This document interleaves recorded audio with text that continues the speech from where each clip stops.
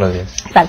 Bueno, su punto de vista respecto a que la Fiscalía haya archivado esta investigación de origen de bienes de Óscar López Meneses, ¿no? ¿Eso en qué medida afecta o no la investigación en el Congreso también? No afecta para nada. Nosotros somos una investigación absolutamente independiente. Lo que sí vamos a pedir el expediente. Yo como abogado además creo que es lo más conveniente. Primero leer exactamente, saber qué cosa es lo que se ha archivado y de acuerdo a eso informar a los medios de comunicación si es que consideramos que había una irregularidad. También entiendo que lo que se ha rechazado es un pedido para aplicar la ley de pérdida de dominio en estos inmuebles de creo $1,5 millones más o menos, que 7 inmuebles que había acumulado López Meneses, lo cual sí llama la atención porque además que entiendo que esta resolución del Ministerio Público ha salido casi en los días de feriado. Se conoció supuestamente el 31 de diciembre del 2013. ¿Le huele mal esa decisión? Sí, por lo menos es bastante extraña, ¿no? Pero para hacer una declaración mucho más informada vamos a pedir, y lo haremos hoy día mismo, copia de todo el expediente en todo caso que ha motivado estas decisiones y de acuerdo a eso, no necesariamente como presidente de la Comisión López Meneses, como parlamentario, si me entero que hay algo irregular, directamente lo denunciaremos en medios de comunicación en las instancias correspondientes. Pero si esto le huele mal a usted, ¿no es cierto? Como lo ha mencionado ahorita, y hace unas horas hablábamos con Javier Velázquez, que es miembro también de la comisión, por cierto, lo que mencionaba es que para él ha habido un error a la hora de presentar, ¿no es cierto?, los fundamentos en primera instancia y que podría apelarse. Pero en todo caso él tampoco es como que siente que se está tratando de encubrir a Óscar López Meneses, ¿no? Lo que vemos que hay movimientos o decisiones en todo caso desde el gobierno que dan señales equivocadas. Pero por ejemplo, la independencia de poderes. Claro, pero vamos a ver, independientemente del caso, en el Poder Judicial es mucho más complicado a veces cuestionar porque estamos prohibidos además como parlamentarios hacer presión en uno u otro sentido. Pero digamos, vamos a lo que hace Ejecutivo, el Poder Ejecutivo. Pareciera un premio, pues, el envío de Cueto Cervi a la OEA como integrante de nuestra delegación, cuando en este momento está investigado por el Estado, tanto por el Poder Judicial a través del Ministerio Público, como por el Congreso de la República a través de la Comisión López Meneses. Y luego, indagando un poco más, porque vamos a citar en los próximos días a tanto Cueto como al anterior jefe del Comando Conjunto, el general en retiro Howell, resulta que este señor Howell está integrante no de la OEA, sino de la ONU, en este momento en Nueva York. Entonces, las personas que están de alguna manera comprometidas las sacan del país con cargos importantes, con remuneraciones creo que 3 veces más importantes de las que tenían cuando fueron jefes del Comando Conjunto. Por lo menos es extraño, ¿no? Y da una señal equivocada que lo hemos advertido públicamente al señor Humala. ¿Wilfredo Pedraza también es una decisión equivocada? Claro, Wilfredo Pedraza tendrá que explicar la demora, por ejemplo, en su actuar al momento que sale y se hace público este escándalo. Y sin embargo, deja el Ministerio del Interior por responsabilidad política, porque realmente cometió una serie de errores que serán en su momento analizados dentro de la Comisión López Meneses, pero resulta que está luego como asesor nada menos que el propio presidente de la República y ocupando la misma oficina, o sea, el mismo espacio, el mismo escritorio, la misma silla que ocupaba Adrián Villafuerte. Pero Walter Albán anoche, aquí en Canal N, ha mencionado que fue una de las condiciones, que para él aceptar ser ministro debía contar con la presencia de Wilfredo Pedraza por un tema de confianza, porque ya han trabajado juntos en la Defensoría. Bueno, si fuera así, el señor ministro del Interior, Walter Albán, lo hubiera podido contratar o lo hubiera podido nombrar jefe de su gabinete de asesores, pero del Ministerio del Interior.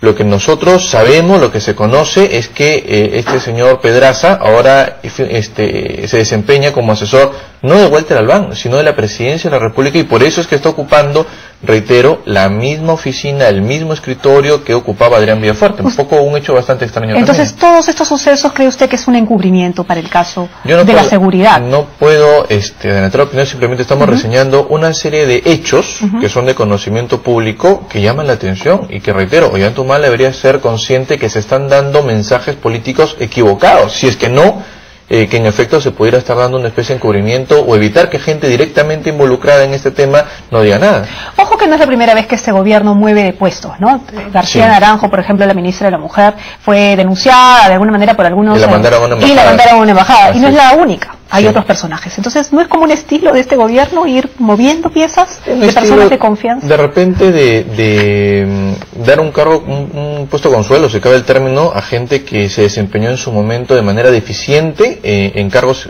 importantes. Efectivamente, el caso de la ex ministra García Naranjo fue, recordemos, separada del cargo en medio de un escándalo de intoxicaciones de los alimentos que se estaban dando a la gente más necesitada, a las personas más necesitadas, y por un comportamiento por demás cuestionable. Pero luego, efectivamente, todos los ministros que salen del cargo por incapacidad, básicamente son premiados en embajadas, de alguna manera no dándole importancia al rol que tienen los embajadores nuestros. Pero estamos en dos situaciones distintas. Esto es un premio consuelo, los cambios que usted ha mencionado, ¿no es cierto? Cueto, Howell, Pedraza. ¿Son un premio consuelo o es encubrimiento? Porque eso es otra cosa, ¿no? Depende, ¿premio a qué? En todo caso, ¿no? ¿Premio a qué? Por eso, insisto, no tenemos en este momento las pruebas como para denunciar públicamente que esto podría tratarse de un encubrimiento de parte del gobierno. Lo cierto es que son hechos que, insisto, son mensajes equivocados en todo caso que se están dando. Porque ¿qué puede pensar la ciudadanía?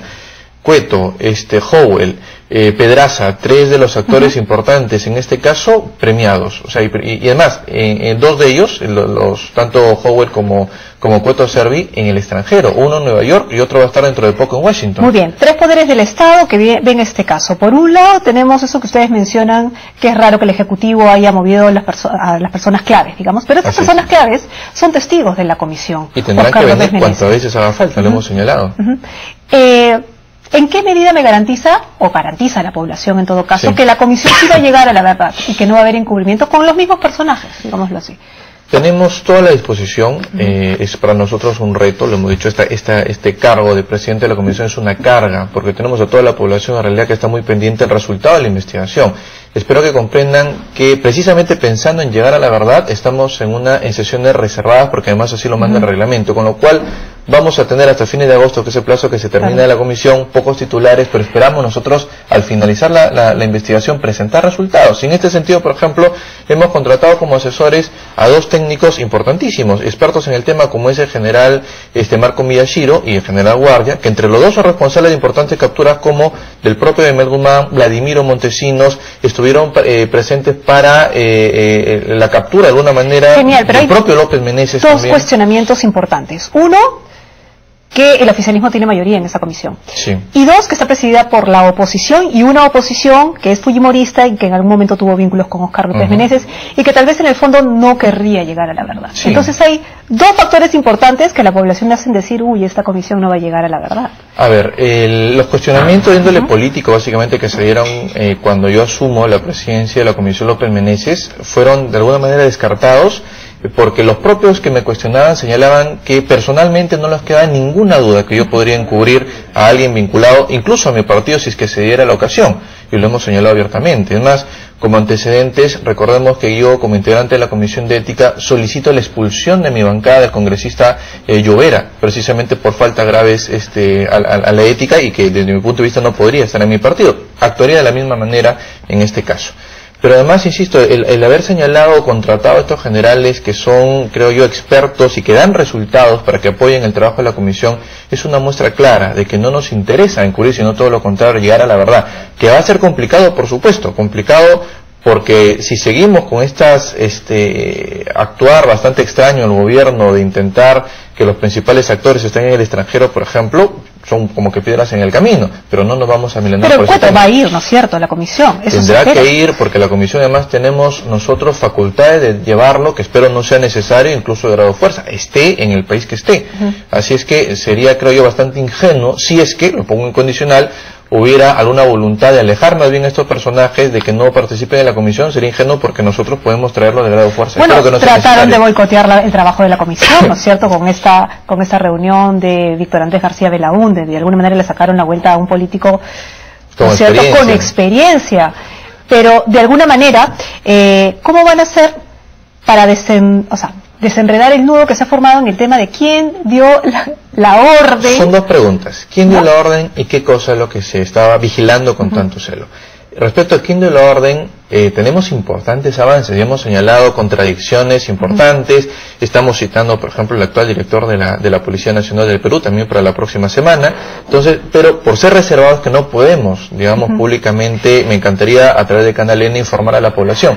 va a ser sí un poco más difícil llegar tan rápido de repente a la respuesta de qué cosa se cuidaba, porque precisamente hablábamos al inicio de la entrevista de la demora que tiene el ministro Pedraza de intervenir en ese lugar con inspectoría, por ejemplo. Entonces, pero la municipalidad de Surco podría dar información también. Se sabe que hubo algunas construcciones por ahí, ¿no es cierto? Entonces sí, la municipalidad tuvo que haber dado algún permiso y saber que se estaba construyendo. Será citado el alcalde de Surco, por supuesto, pero además, en efecto, existen otras maneras de llegar a la verdad, que por estrategia tampoco las puedo decir, pero no es que nos quedamos cruzados y decimos, bueno, como el ministro Pedraza se demora, entonces no íbamos a hablar. Simplemente te he dicho, estamos ya como si se cabe el término, jalando el hilo, ¿no?, de la madeja, respecto a la primera pregunta, y eso de todas maneras nos llevará al tema de qué cosa es lo que había en esta casa. Ahora, pero ¿cómo jalar el hilo si Praeli, que ha estado la semana pasada, ha mencionado, por ejemplo, ¿no es cierto?, que sigue el problema entre Cueto y Salazar, ¿no es cierto? Sigue el tira y afloja entre la versión de Cueto y Salazar.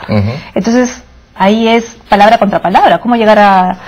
Porque el señor Praeli ha dicho más cosas en el seno de la comisión, que es una sesión reservada. El señor Praeli ha tenido que responder, entre otras cuestionamientos, preguntas que le he hecho yo desde la presidencia.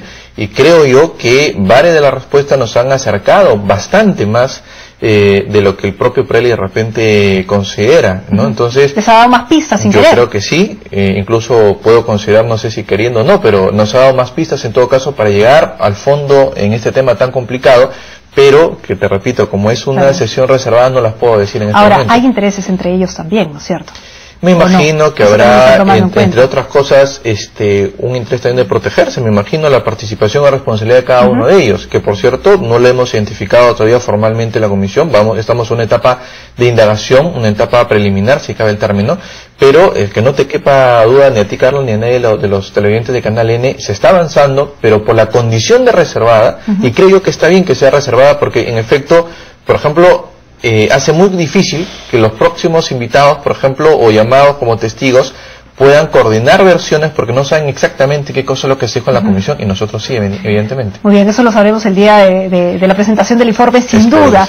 Antes de irnos, quería preguntarle sobre el tema de Jorge Rimarachín, ¿no es cierto?, y el viernes, porque hoy día estamos a la espera de la decisión que tome la Junta de Portavoces respecto a si sancionarlo o no. ¿Vale la sanción? Es sustentable, por lo menos. Yo tengo particularmente, te decía fuera del aire, algunas dudas. Sin embargo, mi bancada ha encargado la decisión al congresista Julio Gago como vocero de nuestra bancada. Tengo mis dudas porque, pensando un poco en el antecedente, por ejemplo, con Marta Chávez, que ella reclamó por un tema muy objetivo. Estaban juramentando en base a una constitución ya no vigente, la constitución del 79, y sin embargo fue sancionada con el voto del propio Jorge Rimarachín a 120 días con una notificación que no se hizo correctamente, entre otros abusos.